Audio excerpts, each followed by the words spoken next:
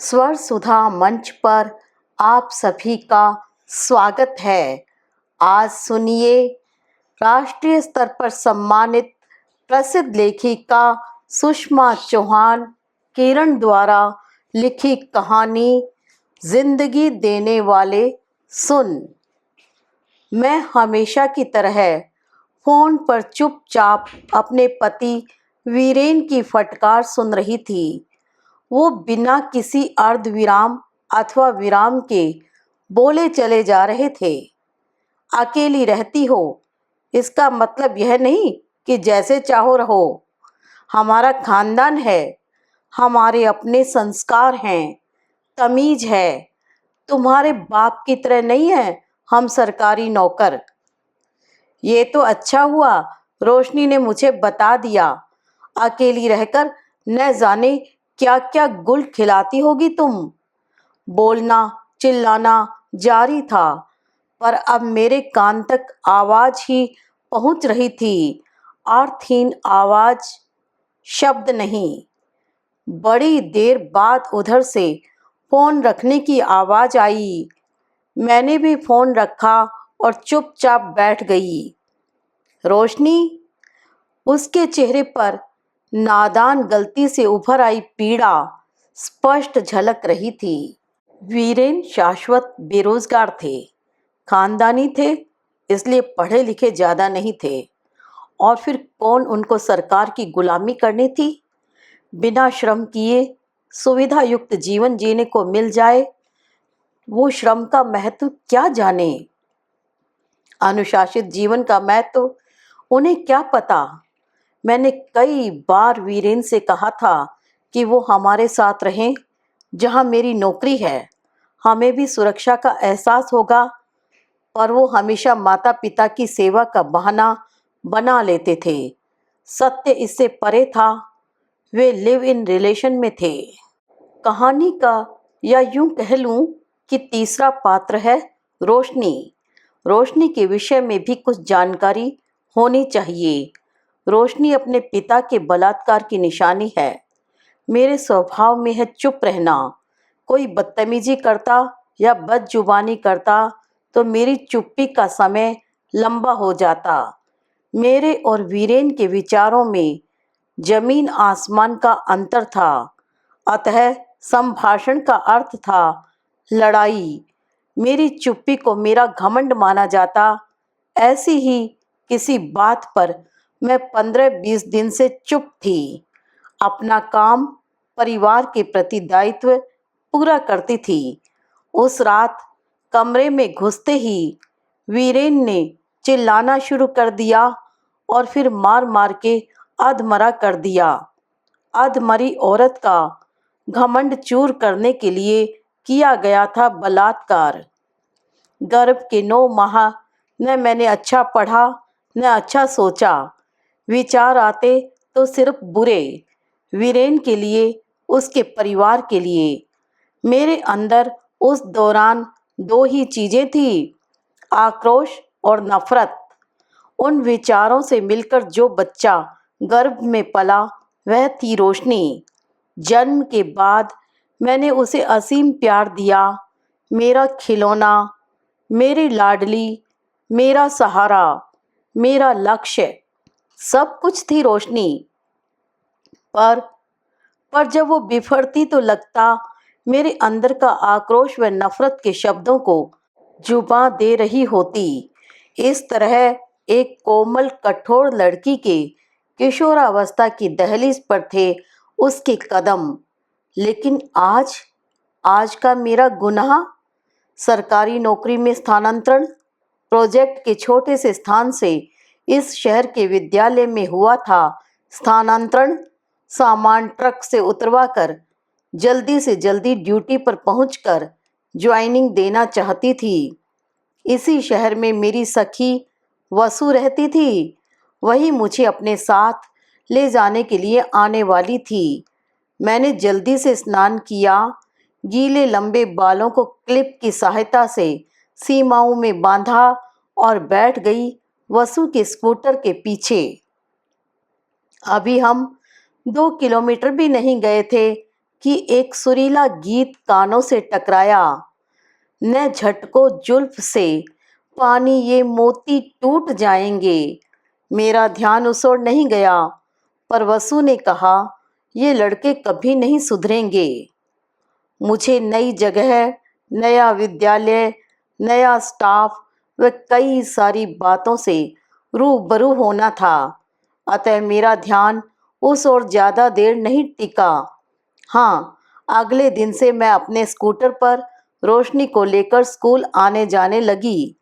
दूर से ही चाय की थड़ी पर बैठा वह झुंड दिखाई देता।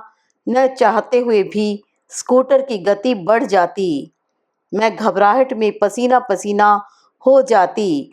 स्कूल में एक दो उम्र दराज अध्यापिकाओं से मैंने इस विषय में बात की। परिणाम, मध्यांतर में स्टाफ रूम में मेरा खूब मजाक बनाया गया।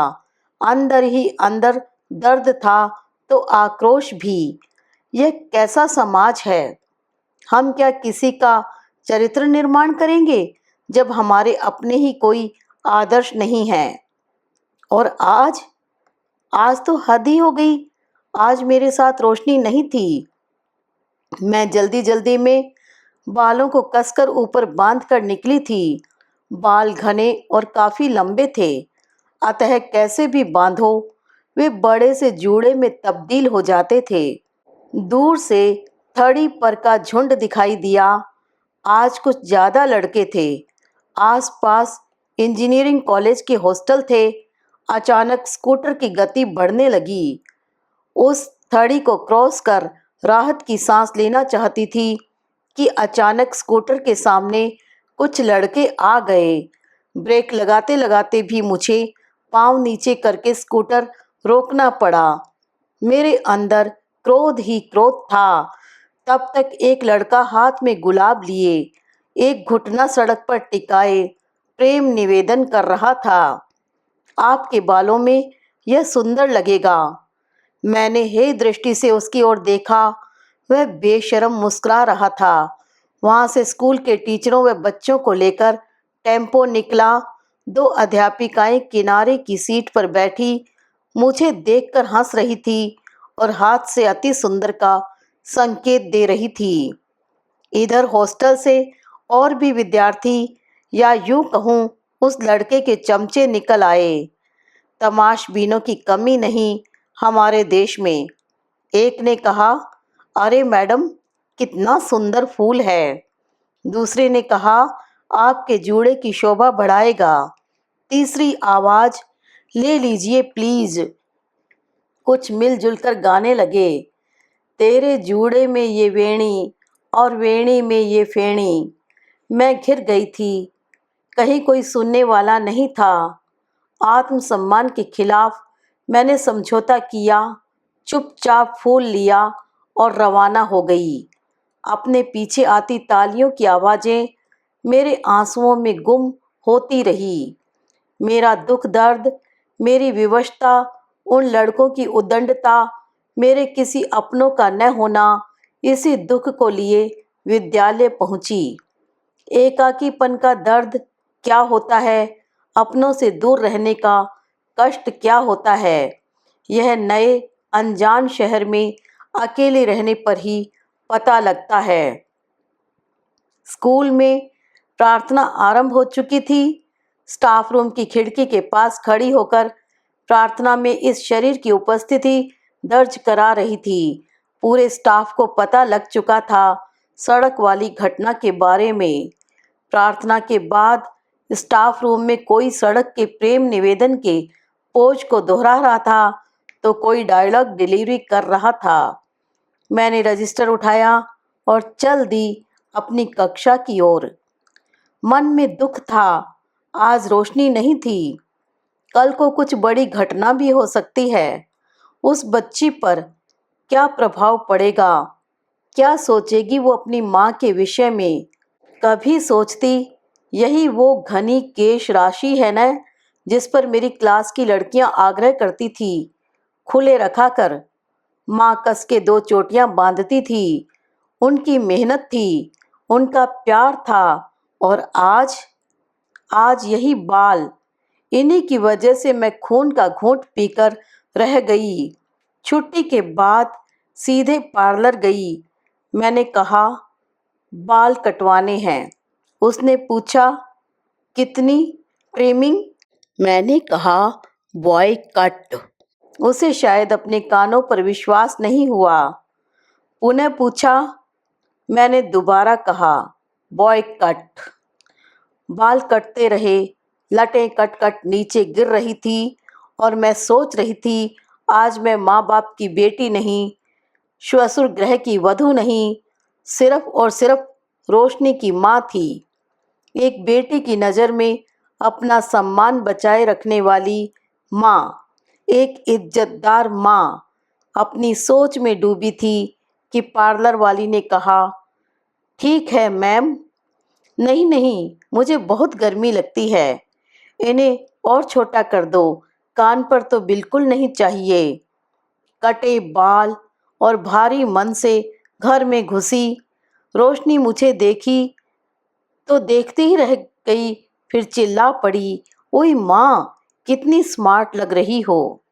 मारे खुशी के उसने यह सूचना वीरेन को दी थी। अब मैं बाथरूम में शॉवर के नीचे खड़ी तन मन को धो रही हूँ। रेडियो पर गाना आ रहा है, जिंदगी देने वाले सुन, तेरी दुनिया से दिल भर गया।